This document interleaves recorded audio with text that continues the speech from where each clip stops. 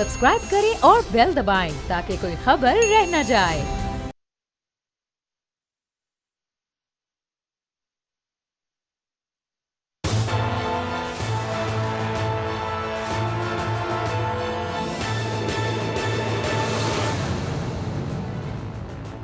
अस्सलाम वालेकुम नाज़रीन, मैं हूं आपका मेज़बान समी इब्राहिम और आप देख रहे हैं प्रोग्राम तजिया। मेरे साथ हैं मेरी को एंकर अलीना इलियास और एशियन न्यूज़ के ग्रुप एडिटर राना ताहिर मेरे साथ हैं।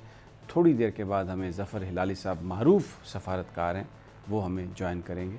और आज की जो स्टोरीज़ हैं, सबसे पहले तो मैं आपको जो ताज़ा तरीन आई है ख़बर वो ये बता दूँ कि मरियम नवाज़ साहबा अगले 15 दिन तक किसी किस्म की जो सियासी सरगर्मी है उसमें हिस्सा नहीं लेंगी।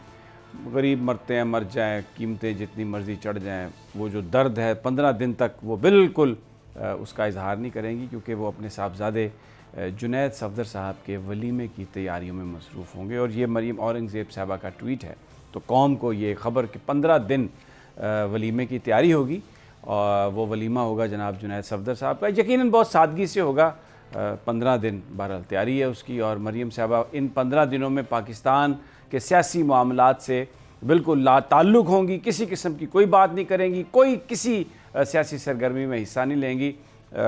पाकिस्तान जो भी हो पाकिस्तान के साथ, लेकिन तैयारी 15 दिन जो है वो जुनैद सफदर के वलीमे की तैयारी होगी। ये ख़बर मैंने कहा पहले आपको दे दूँ। अब दूसरी जो ख़बर है वो भी इसी तरह की ख़बर है। हमारी सियासी जमातों का कल्चर यही है, या सियासी जमातों के कायदीन या उनके जो मंजूर नज़र अफराद हैं वो जो मर्ज़ी करते फिरें, कोई उनको पूछने वाला नहीं है। और हर हुक्मरान, हर लीडर यही कहता है कि मुझसे अच्छा कोई बंदा नहीं था और मैं जितना ऑनेस्ट हूँ कोई भी इतना ऑनेस्ट नहीं था। मैं अब ज़रा PTI की बात कर रहा हूँ, और वो जो रियाज़ फतेहाना साहब की कंट्रोवर्सी है, जिसमें ग्लासगो में जो माहौलियाती कॉन्फ्रेंस थी, 2 हफ़्ते की ये कॉन्फ्रेंस थी, और उसमें शिरकत के लिए रियाज़ फतेहाना साहब भी गए थे। उन्होंने आके वहाँ पर जो कुछ हुआ वो माजरा बयान किया, तो उस पर शोकाज नोटिस और पता नहीं क्या कुछ हुआ, तो उसकी कुछ तफसीलात जो है ना वो मैं आपके साथ आज शेयर करना चाहता हूँ। सबसे पहले तो ये बात है कि जो वहाँ पर जो डेलीगेशन गया, यानी ये अब हुकूमत का काम है, ये ख़ास तौर पर मैं मोहतरम वज़ीर-ए-आज़म इमरान खान साहब के लिए ये अर्ज़ है, क्योंकि वो कहते हैं कि बिल्कुल मैं ऑनेस्टी पे बिलीव करता हूँ और मैं उनकी इस बात को यकीन करता हूँ। वो ये कहते हैं कि करप्शन की कोई गुंजाइश नहीं। अब ये जो कहानी मैं बयान कर रहा हूँ ये उनके अपने घर की है। अमीन असलम साहब उनके मंजूर नज़र हैं, इलेक्शन हारे अटक में PTI को बर्बाद किया, लेकिन इसके बावजूद वो एडवाइज़र हैं और वज़ीर-ए-आज़म साहब की आँखों का तारा हैं। उन्होंने रियाज़ फतेहाना जो 6 दफ़ा हल्के से मुंतखब हुए, जिनका ख़ानदान 9 दफ़ा मुंतखब हुआ, उन पर उन्होंने इल्ज़ाम लगाया। और वो इल्ज़ाम जो है वो बिल्कुल आपको मैं अभी जो फैक्ट्स दे रहा हूँ आपको अंदाज़ा हो जाएगा कि उसकी हकीकत क्या है और वो क्यों इल्ज़ाम लगाया। जो फंडिंग हुई, यानी जो खर्च, ये जो डेलीगेशन गया वहाँ पर माहौलियाती कॉन्फ्रेंस में शिरकत करने के लिए, बताया गया कि ये 8 अफराद पर मुश्तमिल है। उसमें ज़रताज गुल साहबा थी, उसमें जनाब अमीन असलम साहब, कुछ अफसरान और कुछ उनका स्टाफ। लेकिन जब तहकीकात हुई तो पता चला कि उसमें 16 अफराद थे। बाकी 8 अफराद कौन थे? वो अहले खाना थे। ज़रताज गुल साहबा तो अकेली गई, लेकिन ये सब अमीन असलम साहब के अहले खाना थे। मैं अब आपको कुछ तस्वीर दिखाता हूँ। जो अपनी साहबजादी जो उनकी है सारा अमीन असलम, उनको वो लेके गए। ये उनकी तस्वीर देखिए, वहाँ पर वो एक प्रेजेंटेशन दे रही हैं। ये अमीन असलम साहब की साहबजादी हैं और ये बयान फरमा रही हैं कि ये इनकी हैसियत वहाँ पर एक यूथ लीडर की है। मुझे अब ये बताएं ये कौन सा मेरिट है? अगर अमीन असलम साहब एडवाइज़र ना होते माहौलियात के और इमरान खान साहब के बहुत ज़्यादा नज़दीक ना होते, तो क्या इनकी साहबजादी जो है वो पाकिस्तान की तरफ से यूथ लीडरशिप नुमाइंदा बन सकती थी? नहीं बन सकती थी। यही है अकरबा परवरी जनाब वज़ीर-ए-आज़म साहब, जिसके बारे में आप इल्ज़ाम लगाते हैं दूसरों पर। आपके साथी, ये आपके लोग जो आपके मंजूर नज़र हैं, नॉन इलेक्टेड लोग जिनको लोगों ने रिजेक्ट किया, लेकिन क्योंकि वो आपकी आंखों का तारा है इसलिए वो बहुत बुलंद ओहदों पर फाइज हैं। ये उनकी साहबजादी की तस्वीर है। ये डेलीगेशन का हिस्सा इनको बनाया गया, यूथ लीडर इनको कहा गया पाकिस्तान का। इन्होंने TADA भी वसूल किया। तो ये मैं बाद में बताता हूँ कि वो पैसे थे किसके। اب ایک اور تصویر میں آپ کو دکھاتا ہوں ایک نوجوان کی، ہم نے اس کے گرد گول سرکل لگایا تاکہ لوگوں کو پتہ چل سکے. یہ میں گلاس کو، یہ کون ہے جناب؟ یہ جناب امین اسلم صاحب کے صاحبزادے ہیں. یہ آپ کو نظر آ رہے ہیں وہاں پر گلاسکو میں بیٹھے ہوئے، اس کانفرنس میں بیٹھے ہوئے. یہ پورے خاندان کو وہ لے گئے سرکاری خرچوں پر، بزنس کلاس کی انہوں نے سیٹس لیں، جہازوں پر گئے.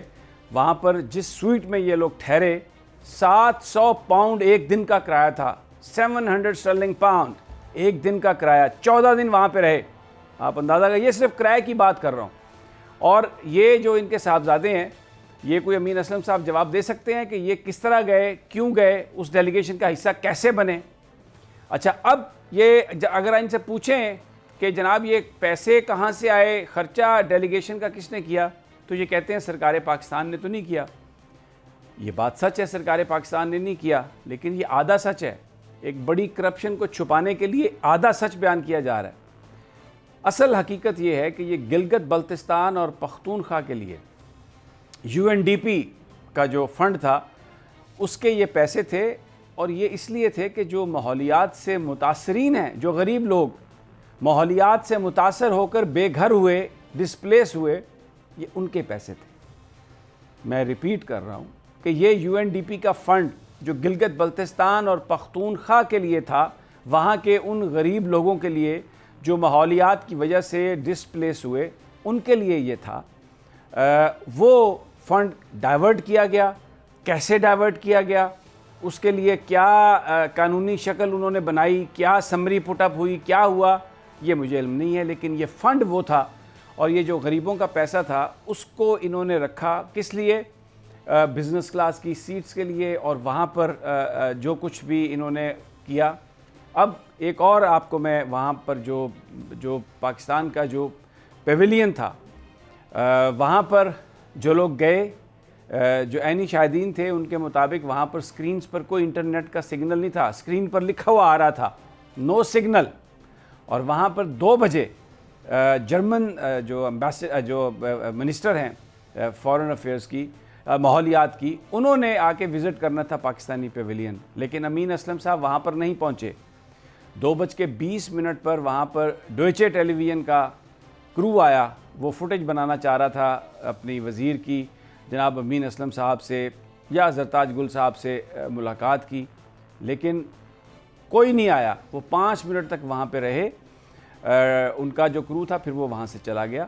اور جو نون لیگ کی جو ممبران اسمبلی وہاں پر موجود تھی، ان سے آپ اس بات کی تصدیق کر سکتے ہیں کہ یہ حالت تھی. اور وہاں پر کوئی پیویلین میں عمران خان وزیر اعظم پاکستان کی تصویر نہیں تھی، قائد اعظم محمد علی جناح بانی پاکستان کی کوئی تصویر نہیں تھی.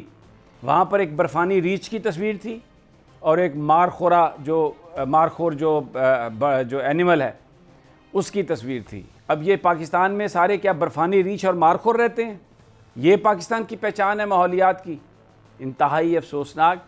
اور اس میں جو سب کچھ جو کیا جا رہا تھا صرف اس لیے کیا گیا کہ امین اسلم صاحب ایڈوائزر ہیں پرائم منسٹر کے، حلقے میں الیکشن ہارنے کے باوجود وہ بڑے قریب ہیں وزیر اعظم صاحب کے، فیورٹ ہیں، اس لیے کوئی ان سے پوچھتا نہیں. اب سوال یہ ہے کہ ریاض فتیانہ کا کیا قصور تھا؟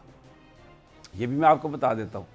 پاکستان میں جو رشتہ داریاں ہیں یہ بہت ہی بڑا رول پلے کرتی ہیں پولیٹکس میں، کیونکہ ریاض فتیانہ نے جو اسد الرحمان ہیں، جو خلیل رمدے صاحب کے چھوٹے بھائی ہیں، ان کو 3 دفعہ الیکشن میں ہرایا ان کے حلقے سے، 2002 میں، 2008 میں، 2018 میں. اور امین اسلم کے ساتھ ان کی بڑی قریبی رشتہ داری ہے اس کی. اور یہ انہوں نے موقع جانا امین اسلم صاحب نے. اس کے علاوہ جو حیدر کھرل صاحب سے بھی ان کی بڑی قریبی عزیزداری ہے. تو وہاں پر حلقے میں، کیونکہ ریاض فتیانہ کی جو پوزیشن ہے اس کو چیلنج کرنا اتنا آسان نہیں ہے. وہ بڑے پاپولر ہیں، حلقے میں کام کرتے ہیں، ان کی اہلیہ پنجاب میں وزیر ہیں، اور وہ خود بھی ہر دفعہ موجود ہوتے ہیں، ہر وقت وہاں پر موجود ہوتے ہیں. اور اب آگے لوکل باڈیز بھی آ رہے ہیں، پھر اس کے بعد جنرل الیکشن کی بھی بات ہو رہی ہے. تو یار لوگوں نے جانا کہ یہ موقع اچھا ہے، ذرا ٹھوک دیں ریاض فتیانہ صاحب کو. لیکن جو سچ ہے وہ سامنے آتا ہے یہ میں نے آپ کو تصاویر دکھائی ہیں. آپ کو پورا یہ اب وزیر اعظم صاحب کو چاہیے کہ وہ ان الزامات کی تحقیق کروائیں. اور دوسرا طاہر صادق صاحب جو اٹک سے ہی ممبر ہیں قومی اسمبلی کے اور پی ٹی آئی کو زندہ وہاں پر انہوں نے رکھا, انہوں نے یہ الزام لگایا کہ $35 لاکھ کے جو فنڈز ہیں وہ ہڑپ کیے گئے ہیں. تو جو 10 بلین ٹری منصوبہ جو ہے اس کا تھرڈ پارٹی آڈٹ کرایا جائے. انہوں نے کہا اس میں اپنے الزامات ہیں کہ نااہل آفیسرز کو آئی جی فارسٹ لگا کر 4 چارج دیے گئے اور وہ ان بے ضابطگیوں میں ملوث ہیں. اور پھر انہوں نے یہ بھی الزام لگایا صادق صاحب نے کہ گلاسکو فنڈز میں کانفرنس میں سرکاری فنڈز استعمال کرتے ہوئے افسران اپنے خاندان کو لے کے گئے ہیں. یہ کون تھے افسران تھے سارے, ذرا اس کا بھی حساب لگایا جائے. وہی جو میں نے آپ سے پہلے بات کہی ہے کہ ایک رات کے قیام کے لیے 700 پاؤنڈ جو ہے انہوں نے خرچ کیے اور پاکستانی پیویلین میں اندھیرا چھایا ہوا تھا اور وزارت موسمیاتی تبدیلی بالکل بھی تیاری کے ساتھ نہیں گئی تھی. ان چیزوں کی وزیر اعظم صاحب کو تحقیقات کروانی چاہیے اور جو لوگ ان کے ساتھ ان کے نام پر دھبا لگا رہے ہیں, ان کے اپنے بتائے ہوئے اصولوں سے انحراف کر رہے ہیں, ان کو پکڑنے کی نہایت ضرورت ہے. رانا طاہر صاحب, you want to add something to that?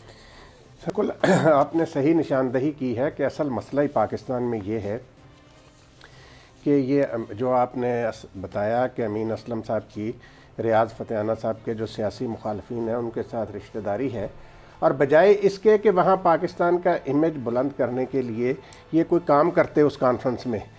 دیکھیں ساتھ ہی بنگلہ دیش والوں کا بھی تھا, انہوں نے وہاں پہ اپنی پرائم منسٹر کی تصویریں تقریریں لگائی ہوئی تھیں. اور یہاں پہ کیا تھا, آپ نے صحیح کہا کہ نہ قائد اعظم کی اور دیکھیں سب سے زیادہ دنیا میں ماحولیات کے حوالے سے کام کر رہے ہیں وزیر اعظم عمران خان, اور وزیر اعظم عمران خان ہی کی وہاں پہ تصویر نہیں تھی. تو یہ جو امین اسلم صاحب ہیں یہ کس ایجنڈے پر کام کر رہے ہیں, کیا کر رہے ہیں؟ ابھی آپ نے وہ طاہر صادق صاحب کا بھی ذکر کیا, وہ بھی بہت پرانا سیاسی خاندان ہے اور یہ طاہر صادق صاحب کو بھی امین اسلم کی وجہ سے اگنور کیا جا رہا. تو سمیع صاحب کل یار لوگوں نے بڑی خبر چلائی ذرائع کے حوالے سے کہ وہ پبلک اکاؤنٹس کمیٹی کے جو پی ٹی آئی کے ارکان ہیں ان کو وزیر اعظم نے طلب کر لیا ہے اور اس میں تبدیلیاں کی جا رہی ہیں کہ جو پی ٹی آئی کے ارکان ہیں اور ریاض فتح صاحب جو ہیں ان کو پبلک اکاؤنٹ کمیٹی سے نکال دیا جائے گا اور یہ ہوگا وہ ہوگا.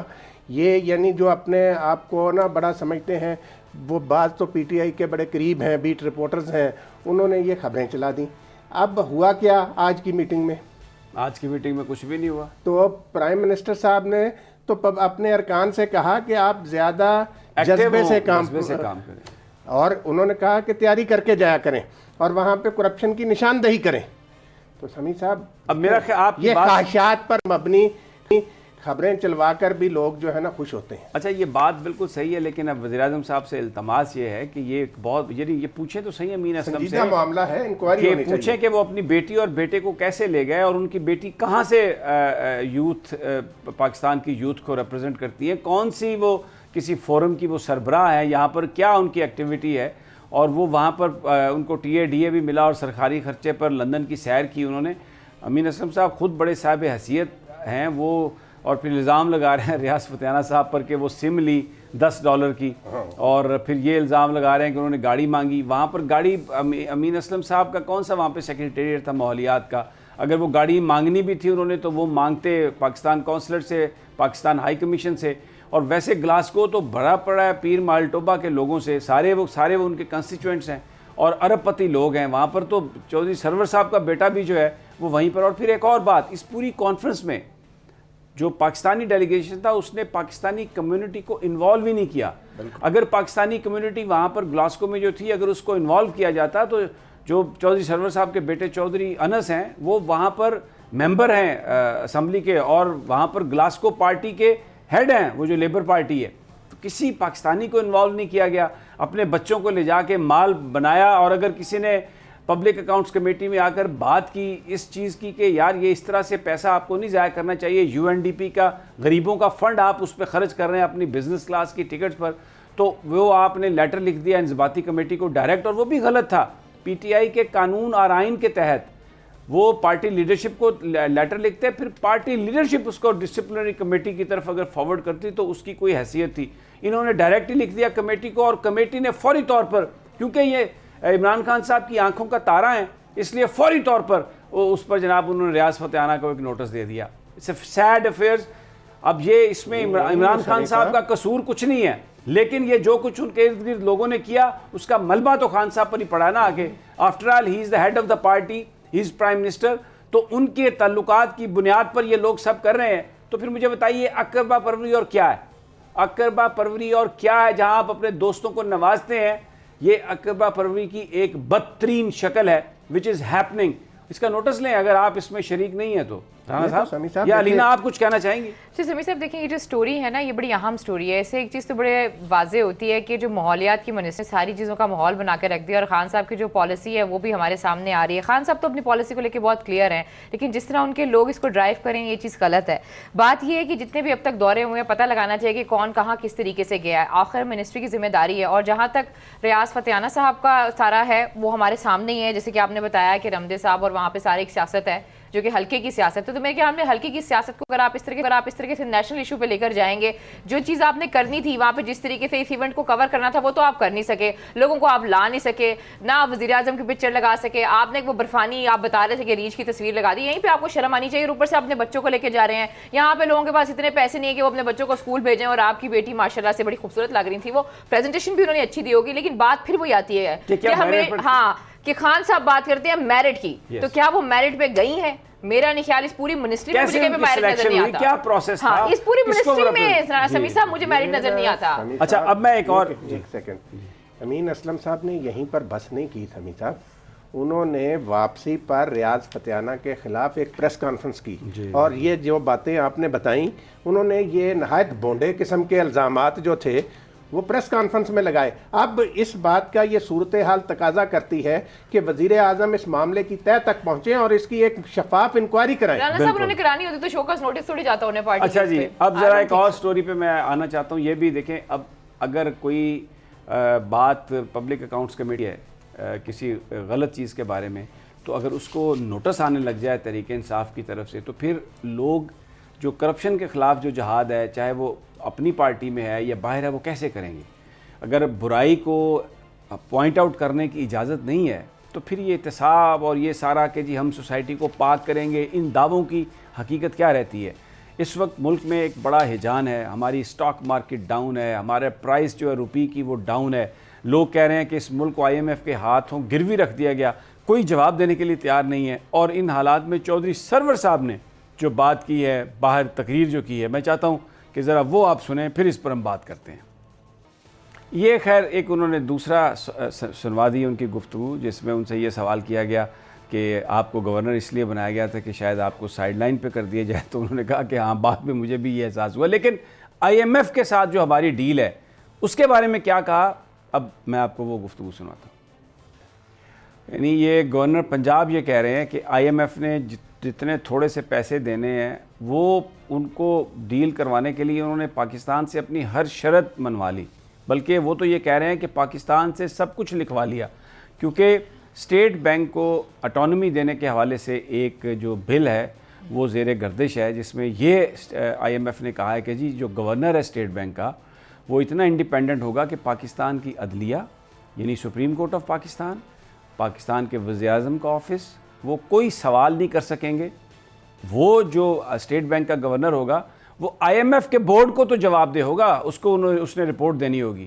لیکن پاکستان میں اسٹیٹ بینک کا گورنر، پاکستان کے وزیر اعظم اور جو پاکستان کی سپریم کورٹ ہے اس کے آگے نہ پارلیمنٹ تو خیر ایک اور بات ہے نا، سپریم کورٹ اور وزیر اعظم کے آگے وہ جواب دینی ہوگا، کہیں پر اس کی وہ نہیں آئے گی کوئی.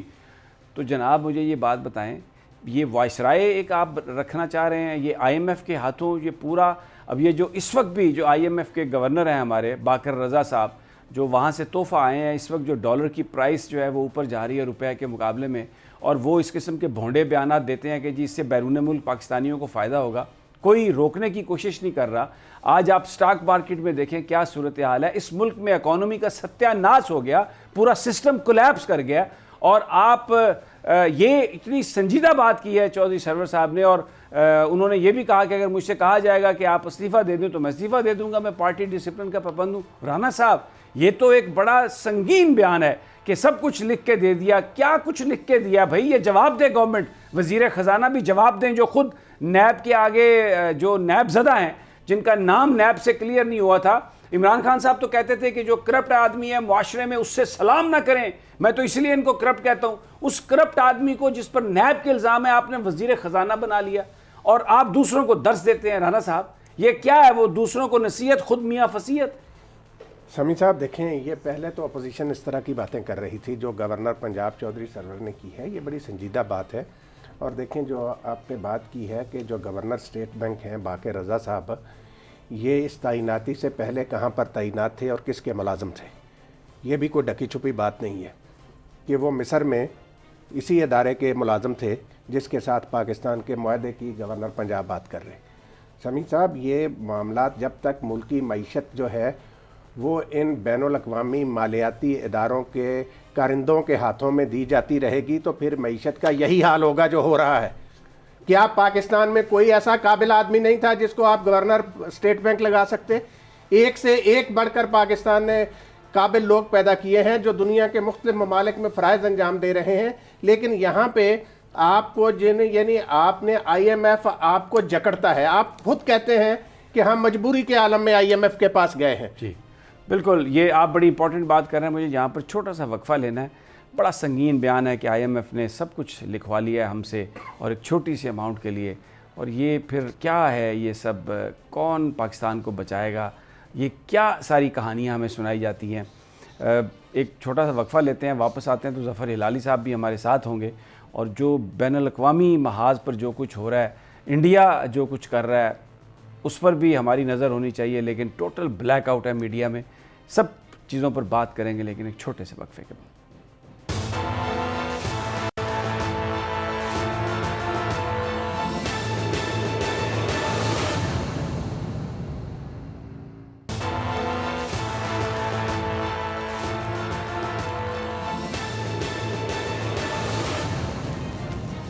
ویلکم بیک ناظرین.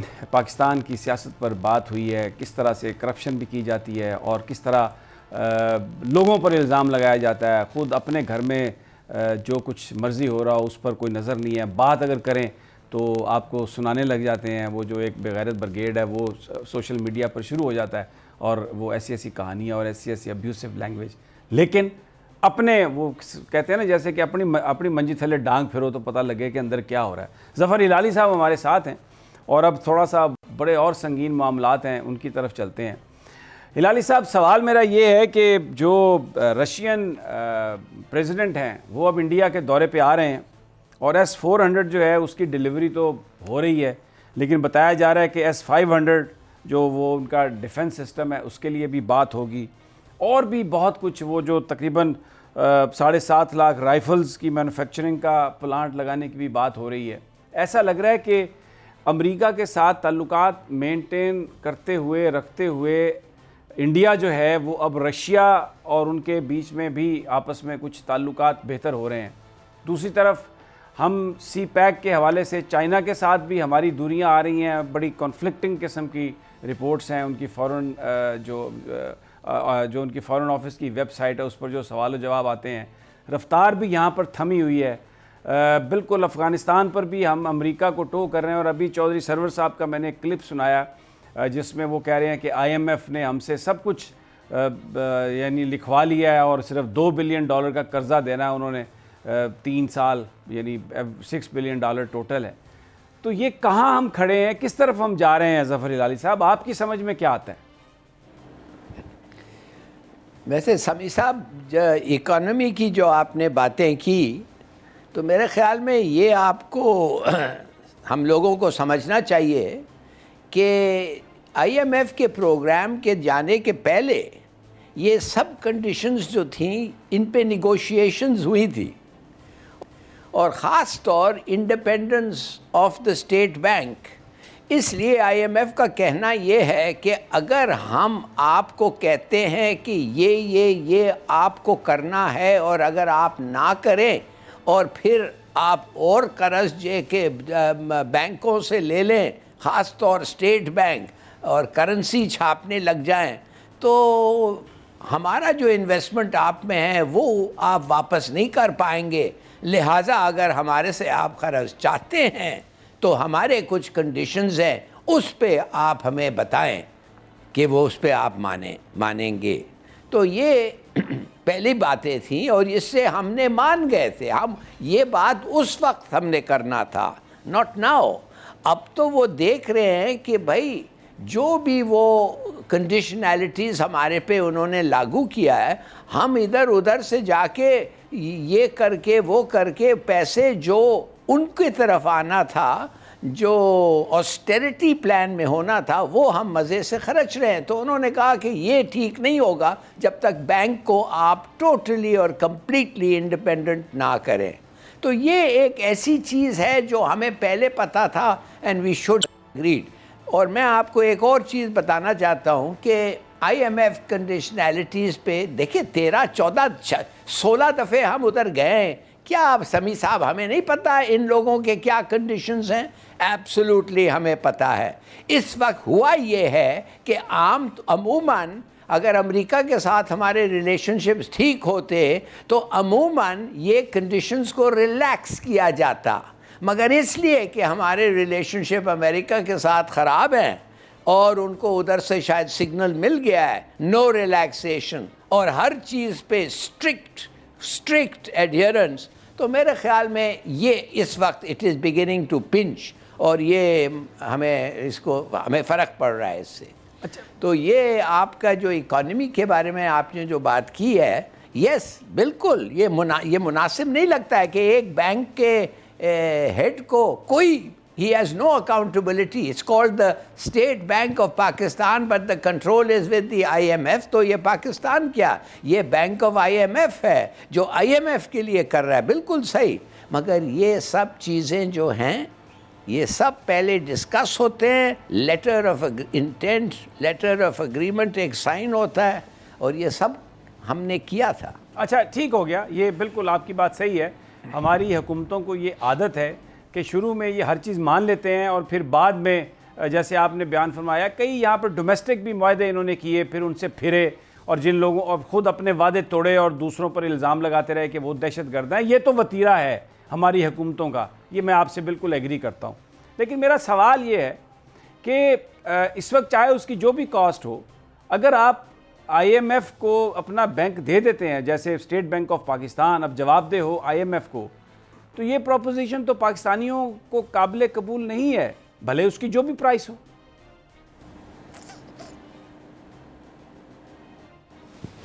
نہیں تو تھوڑا سا میرے خیال میں پاکستانیوں کو سمجھنا چاہیے کہ اس کے ریپرکشنز کیا ہوں گے.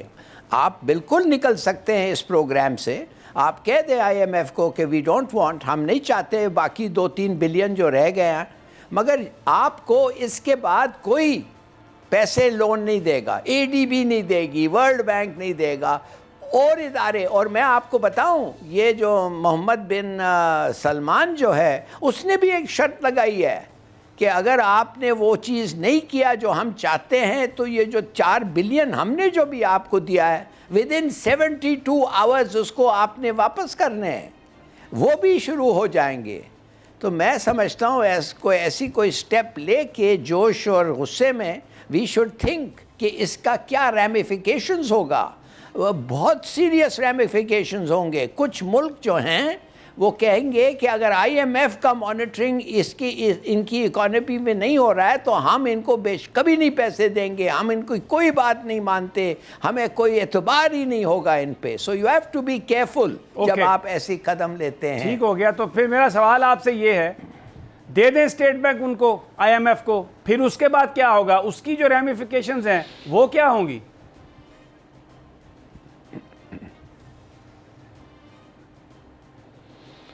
دیکھیے اگر آپ جب کہتے ہیں دے دے اسٹیٹ بینک ان کو, اگر آپ نے ایکسیپٹ کیا ہے, حفیظ شیخ نے جا کے ایک لیٹر سائن کیا ہے جو وہ ایکسیپٹ کیا ہے کہ آپ ٹیکسز اور لونز ان کے فریم ورک کے باہر آپ نہیں لیں گے, یہ آپ نے وعدہ کیا ہے ان کو، اور پھر آپ نے بیٹھ کے 1 مہینے کے لیے ان کے ساتھ نیگوشیشنز کی ہے کہ کیا ہے وہ فریم ورک، کتنا ہے وہ لونز، کتنی فلیکسیبلٹی ہے، اور بار بار وہ ان کی مانیٹرنگ ٹیم آ کے آپ کو کہتی ہے یہ کنڈیشنلٹی تھی جو آپ نے وائلیٹ کیا، کیوں کیا، ایکسپلین کرو۔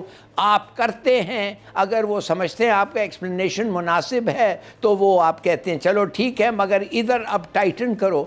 سمیع صاحب، آپ جب ایک دفعہ قرض لیتے ہیں اور کنڈیشنالٹیز ان کے ایکسیپٹ کرتے ہیں تو بعد میں بیٹھ کے کہنا کہ یہ غلط ہے، یہ انفیئر ہے، یا ہماری سوورینٹی جا رہی ہے، دس از آئی ایم افریڈ کہ اس وقت آپ نے سرنڈر کیا تھا۔ انہوں نے بھی بعد میں ہلالی صاحب تھوڑا سا ابھی دیکھیں نا، پھر بات تو سب کی ہوگی نا، انہوں نے بھی تو پاکستان کے ساتھ جو کچھ کیا، ہم نے 70,000 لوگ ہمارے شہید ہوئے، ان کی جنگ ہم نے لڑی ان کا ساتھی بن کے، اور انہوں نے $150 بلین کا ہمیں نقصان پہنچایا، اور پتہ نہیں کیا ہمارے ساتھ کتنے وعدے کیے۔ اور پھر دوسری ایک اور بات، امریکہ کی کانگریس جب ان کے اپنے قرض بڑھ جاتے ہیں تو نوٹ چھاپنے کے لیے وہ وہی اصول جو پاکستان پر لگاتے ہیں اپنے ملک کے لیے اس کو ریلیکس کر دیتے ہیں۔ لیجسلیٹر ان کا وہ یو ایس کانگریس ووٹ کر دیتی ہے کہ بالکل ٹھیک ہے، آپ اور اس کی جو ریشو ہے اس کو بڑھا لیں قرض کی، نوٹ چھاپ کے۔ لیکن جب ہماری بات آتی ہے تو پھر تو وہ ہمیں سناتے ہیں، ہمیں کہتے ہیں کہ نہیں جی آپ تو یہ وائلیشن کر رہے ہیں۔ اگر آج ہم نے ان کے ساتھ ہم اس پر اوکے کر دیتے ہیں، اسٹیٹ بینک ان کے حوالے کرتے ہیں، تو پھر کل وہ آ کے ہمارا نیوکلیر پروگرام بھی لے جائیں گے کہ اب تم پر تو اتنا قرضہ ہو گیا، تو پھر یہ ملک جو ہے سارے کا سارا ان کو ویسے ہی ان کی سٹیٹ بنا دینا چاہیے، گروی رکھ دیتے ہیں ہم انہیں۔ یہ اصول جو ہیں یہ وہ جھوٹا وعدہ کرتے ہیں، اقوام متحدہ کی قراردادیں ہیں کشمیر پر، کوئی کشمیر کی بات نہیں کرتا، وہاں پر جو گولی لگتی ہے کسی کو اس کو وہ مظلوم نہیں سمجھتے، ان کو وہ دہشت گرد سمجھتے ہیں جو دہشت گردی کا شکار ہیں، وہ ڈبل سٹینڈرڈز والے لوگ۔ اور ہم ایک جو کسی نے حفیظ شیخ نے لکھ کے دے دیا ایک ٹکڑا، ہم اسی کو سینے سے لگائے رکھیں اور کہیں کہ ہاں جی ہماری تو کمٹمنٹ ہے۔ ان کی کمٹمنٹس کہاں ہیں؟ پوری دنیا میں جھوٹ بولتے ہیں، عراق پر انہوں نے بامبنگ کی جھوٹ بول کر، فلسطین کے اوپر وہ زیادتی کرتے ہیں، وہ کہاں کے سچے لوگ ہیں؟ وہ تو دنیا کے سب سے بڑے منافق ہیں ظفر ہلالی صاحب۔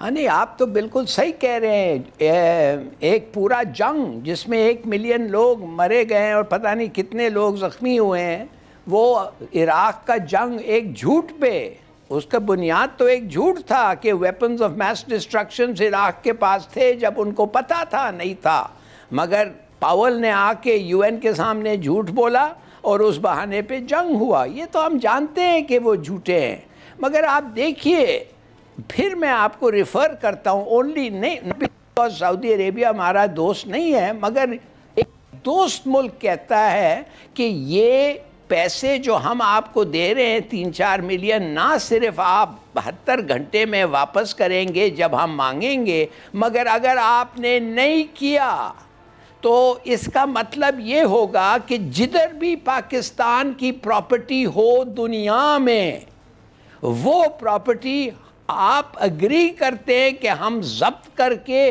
وی set it off against the date. اب آپ مجھے بتائیں، ایسا کبھی ایسی چیز ہم نے فوراً اگری کر لیا ہے؟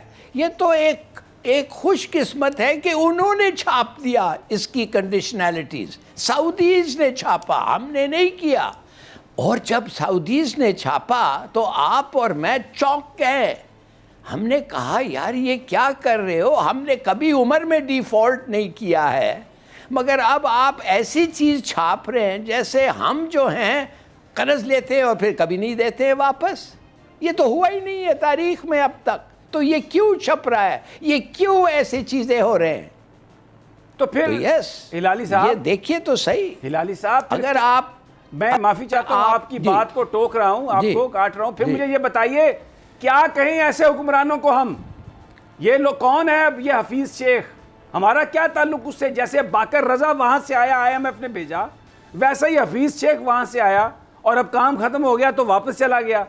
تو یہ سب پاکستان کو لوٹنے کھسوٹنے کے لیے آئے ہیں، اور یہ جو پاکستان کے بڑے ہمدرد بنے ہوئے ہیں، یہ پاکستان کو برباد کرنے میں فیسیلیٹیٹر ہیں پھر تو یہ تو جناب ہلالی صاحب۔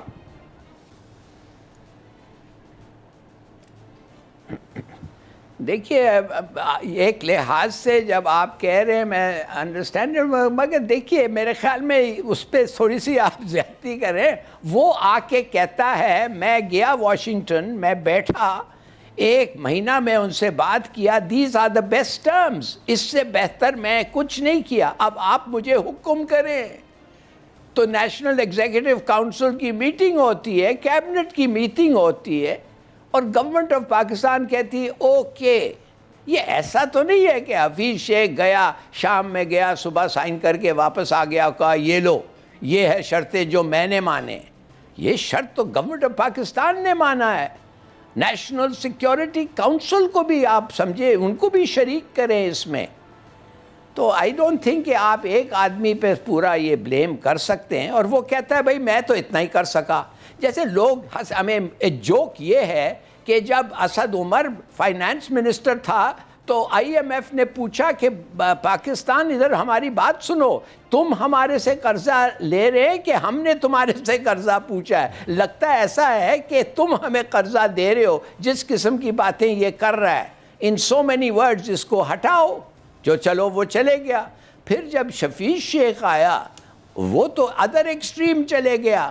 وہ تو جو وہ کہہ رہے تھے بقول ہمارا اچھا میں یہاں پہ روکوں گا آپ کو، وہ ماننے لگا. اور جب شوکت طرین صاحب آئے ایسا لگتا ہے کہ ان کو پتہ ہی نہیں ہے کہ وہ تھا. ہلالی صاحب میں آپ کو، کیونکہ بریک پر جانا ہے، بات آپ کی بڑی اہم ہے، چھوٹا سا وقفہ اور واپس آتے ہیں. تو یہیں سے شروع کرتے ہیں کہ یہ سعودی عرب کو جو لکھ کے دے دیا پاکستان نے، یہ کیا سوچ کے یہ لکھا اور کیوں قوم کو اعتماد میں نہیں لیا؟ اور یہ ساری اپوزیشن کی جماعتیں کیوں خاموش ہیں؟ اس لیے کہ وہاں پہ جا کے ریفیوج حاصل کرتی ہیں. لیکن یہ سب ایک چھوٹے سے وقفے کے بعد.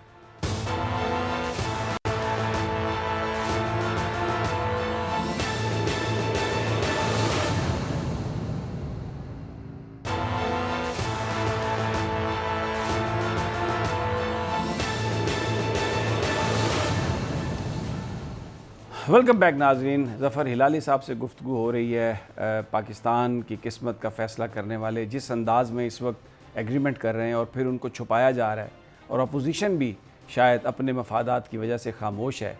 یہ کچھ ایسے معاملات ہیں جن پر بالکل ایک شور مچ جانا چاہیے تھا اسمبلی میں، اس کی تفصیلات کی ڈیمانڈ کرنی چاہیے تھی. لیکن کیونکہ یہ کرپشن میں لتھڑے پتھڑے جب بھی ان کو پکڑا جاتا ہے بھاگ کر وہیں پہ چھپتے ہیں، جا کے وہیں پر ان کی جائیدادیں ہیں، اس لیے ان کی اتنی تو ہمت اور اتنی اوقات نہیں ہے کہ یہ بات کر سکیں. اور نہایت ہی افسوسناک صورتحال جو ظفر ہلالی صاحب بیان کر رہے ہیں. ہلالی صاحب میں نے آپ کو روکا تھا، آپ اس وقت بات کر رہے تھے کہ ایک اسد عمر صاحب نے تو بالکل ایک لائن لی، پھر حفیظ شیخ صاحب نے آ کے بالکل وہ دوسری لائن لے لی. اب شوکت طرین صاحب آئے ہیں، آدھا تیتر آدھا بٹیر، کچھ چیزیں مان لیں، کچھ وہ جو پہلے مانی ہوئی تھی ان سے پیچھے ہٹ گئے. اور یہ جو آپ نے جو بات کی ہے ظاہر ہے یہ آ چکی ہے پہلے سعودی عرب کے ساتھ جو ہماری ڈیل ہوئی ہے کہ وہ پیسوں کے یعنی ہماری سوورینٹی ہے کہاں؟ میرا سوال آپ سے ہے بطور سفارتکار، آپ نے بہت سارے ادوار دیکھے، یہ بیان فرمائیے کبھی ایسا ہوتے ہوئے دیکھا جو آج ہم دیکھ اور سن رہے ہیں؟ دیکھیے سیدھی بات یہ ہے سمیع صاحب، پرائم منسٹر نے خود پرسوں کہا تھا کہ ہمارے پاس پیسے نہیں ہیں ملک چلانے کے لیے. In other words ہم بروک، وی آر بروک. اب آپ بتائیں جب ایک ملک کا پرائم منسٹر کہتا ہے ہمارے پاس پیسے نہیں ہیں چلانے کے لیے، تو آپ کہتے ہیں اچھا تو کتنے ٹیکسز ویکسز. اب آپ کو ایک چھوٹی سی میں بات بتاتا ہوں، 22 کروڑ لوگ ہیں پاکستان میں، ٹیکس پیئرز کتنے ہیں آپ کو پتہ ہے؟ 3 لاکھ، جس میں سے 1 لاکھ خود کہتے ہیں کہ ہماری کوئی ایسی کمائی نہیں ہے جس پہ، اور 1 لاکھ وہ کہتے ہیں کہ ہم ٹیکس نہیں دیتے، ہم دے نہیں سکتے اس لیے کہ ہمارے پر ٹیکس لاگو نہیں. سو 2 لاکھ، 22 کروڑ لوگوں میں سے 2 لاکھ آپ کے ملک چلا رہے ہیں. نہیں چل سکتا. لیکن therefore you have to borrow. آپ کو پتا ہے 23 million tax F B R کے پاس، معاف کریے ایک سٹیٹسٹکس یہ لے لے پھر آپ کی بات. ایف بی آر نے کہا ہے کہ 23 ملین لوگ جس پہ وہ نظر رکھے ہیں، کیسے نظر رکھے ہیں، ان کی انکم آ رہی ہے مگر وہ ٹیکس ڈکلیئر نہیں کرتے ہیں. ان کو نوٹسز جا رہے ہیں کہ بتاؤ اگر تمہارے پاس اتنے پیسے کیسے ہیں اور کدھر ہیں. اب ان کو تو پکڑیں. ان سے تو ٹیکس وصول کریں. 23 ملین پیپل. مجھے اجازت دیں میں آپ ہم غریب لوگ تو ٹیکس دیتے ہیں, بازار میں جا کے کوئی چیز بھی خریدیں اس پر ہم جی ایس ٹی پے کرتے ہیں. غریب آدمی کو جو تنخواہ ملتی ہے ٹیکس کاٹ کے اس کو تنخواہ ملتی ہے. اگر کوئی ٹیکس نہیں دیتا تو وہ بڑا بزنس مین ہے جو اس وقت کابینہ میں بیٹھا ہوا ہے, جو ہمیشہ کابینہ میں بیٹھا ہوا ہے, جو بڑے بڑے بزنس مین ہیں جن کے جو پیسے کماتے ہیں اور پھر اس کی انویسٹمنٹ باہر کرتے ہیں, جو ریبیٹس لیتے ہیں. غریب آدمی جو ہے وہ تو دیتا ہے ٹیکس یہاں پر اس ملک میں, وہی تو ٹیکس دیتا ہے. میں پیٹرول ڈلوانے جاتا ہوں تو میں ٹیکس دیتا ہوں, میں جا کے کوئی کھانے کی چیز لیتا ہوں اس پہ میں ٹیکس دیتا ہوں, میں کوئی موٹر وے پہ چڑھتا ہوں میں اس پہ ٹیکس دیتا ہوں. اگر ٹیکس نہیں دیتا تو وہ جو کابینہ میں بیٹھا ہے, جو بڑا آدمی ہے, جس کی پراپرٹی باہر ہے, تو اس کی سزا پاکستان کے لوگوں کو کیوں مل رہی ہے؟ ہلالی صاحب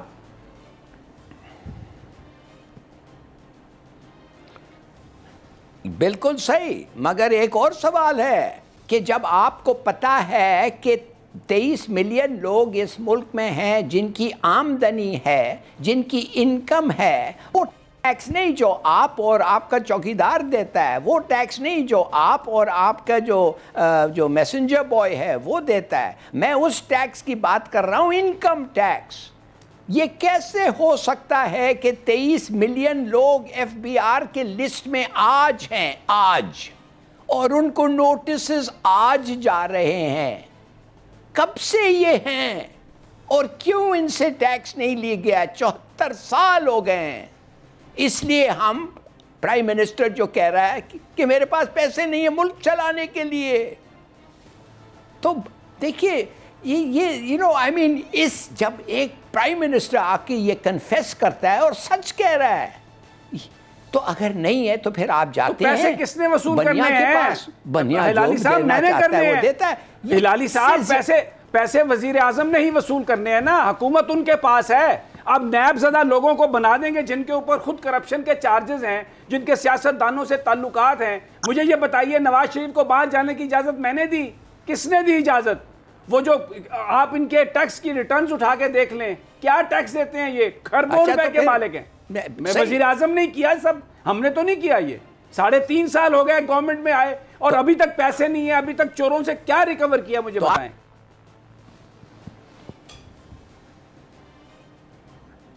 بالکل صحیح. تو آپ مجھے بتائیں, یہ نسلا ٹاور تو آپ گرا سکتے ہیں 8,000 گز زیادہ, نسلا 8,000 گز کے, مگر آئیکن ٹاور جو کراچی میں ہے جو آپ نے دیکھا ہوگا وہ تو 9,000 گز قاسم پاک سے چوری کی ہوئی ہے. اس پہ تو سٹے آرڈر ہے مگر اس میں ہر سروس چل رہا ہے, فلیٹس چل رہے ہیں, لوگ رہ رہے ہیں, کوئی ایسی سٹے آرڈر کا بجلی پانی ہر چیز آ رہا ہے. ادھر کچھ نہیں ہو رہا ہے. 16,000 ایکڑ بحریہ ٹاؤن جو لیا ہوا ہے کراچی کے باہر, اس پہ کچھ نہیں ہو رہا ہے. آپ جو سوال پوچھ رہے ہیں یہ سوال نہ صرف گورنمنٹ سے, نہ صرف ہمارے انسٹیٹیوشن سے, مگر جوڈیشری سے بھی پوچھیں بھائی. میں آپ سے یہ عرض کرتا ہوں, نسلا ٹاور اگر گرا کے 8,000 گز 8,000 نہیں گرے گا وہ بھی. میری یہ بات ظفر ہلالی صاحب سن لیں, نہ نسلا ٹاور گرے گا, کوئی ٹاور نہیں گرے گا. سندھ حکومت نے تو باقاعدہ اب نیا قانون ہی بنا دیا ہے. انہوں نے کہا جو بے ایمانیاں کی ہیں, جو آپ نے ناجائز زمین قبضے کیے ہیں, بالکل پرواہ نہیں کریں, فکر نہ کریں. ہم کمیشن بنا رہے ہیں, ایک ریٹائرڈ جج جو ہمارا ہینڈ پکڈ ہوگا, اور کمیشن کے ممبرات کے ساتھ ہم بیٹھیں گے, آپ لوگوں کی ہر چیز کو ہم ریگولرائز کریں گے. جس طرح ہمیشہ ایف بی آر بلیک منی کو وائٹ کرنے کے لیے ہر 10 سال کے بعد ایک سکیم چلاتی ہے اور وہ ایماندار لوگوں کا منہ چڑھاتی ہے وہ سکیم کے, یہ دیکھو جنہوں نے بے ایمانی کی آج 5% پہ اپنی ساری بلیک منی کو وائٹ کر رہے ہیں, اور تم جو 20% 25% ٹیکس دیتے رہے تم بے وقوف ہو. اسی طرح اب یہ ایک ریت نئی شروع ہونے والی ہے کہ آپ زمین پر سرکاری قبضہ کریں, اس پر پلاٹ بنائیں, پھر کمیشن میں جائیں, تھوڑی سی فیس دیں اور اس کو بچائیں. کوئی ٹاور نہیں گرے گا, یہ میں آپ کو بتا رہا ہوں. اس ملک میں مافیا جو ہے وہ اتنی سٹرونگ ہے مافیا, سپریم کورٹ کا فیصلہ, اور وہ ہتھوڑوں سے نسلا ٹاور کو گرا رہے ہیں. اس سے بڑا جوک ہو سکتا ہے کوئی؟ اس سے بڑا مذاق ہو سکتا ہے کوئی؟ ظفر ہلالی صاحب صحیح. یہ نہیں تو آپ نے بیسکلی یہ کہا ہے کہ ہم ایک کلیپٹوکریسی ہے, ڈیموکریسی نہیں, کلیپٹوکریسی, جدھر کرائم پیز. آپ کرائم پیز نہیں, کرائم پیز, دیٹس ونڈرفل. تو سب کریں آپ اور میں دونوں جا کے کچھ کرتے ہیں پھر. لیکن یہ بات بڑے افسوس کی یہ بات ہے. میں بیسیکلی جو سٹوری تھی کہ پوٹن جا رہا ہے انڈیا, وہ انڈینز جو ہیں وہ امریکنز کے ساتھ بھی تعلقات رکھے ہوئے ہیں, رشینز کے ساتھ بھی ہیں. افغانستان کے ایشو پہ ہم بالکل آئسولیشن میں جا رہے ہیں, ایک ہی بات کو فالو کر رہے ہیں. اور چائنیز جو ہیں وہ بھی اب جو بات ان کی جو ویب سائٹس پر آ رہی ہے, they are also it is reflective of some frustration. کہاں پر ہم کھڑے ہیں انٹرنیشنلی؟ ہماری فورن پالیسی کیا ہے ظفر ہلالی صاحب؟ بیسک تھا یہ کوسچن جو میں آپ سے کرنا چاہ رہا تھا, بحث پتہ نہیں کہاں سے کہاں نکل گئی.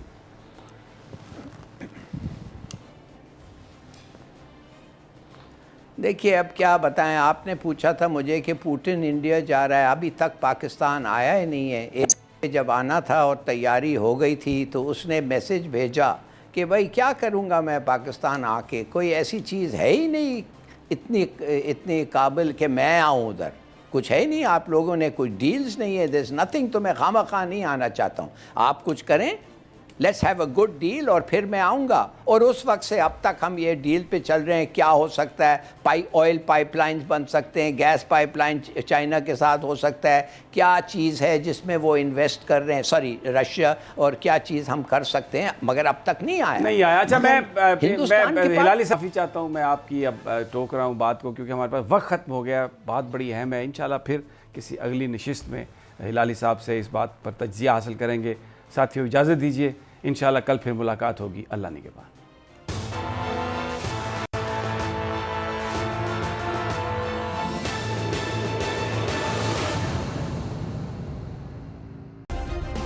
سبسکرائب کریں اور بیل دبائیں تاکہ کوئی خبر رہ نہ جائے.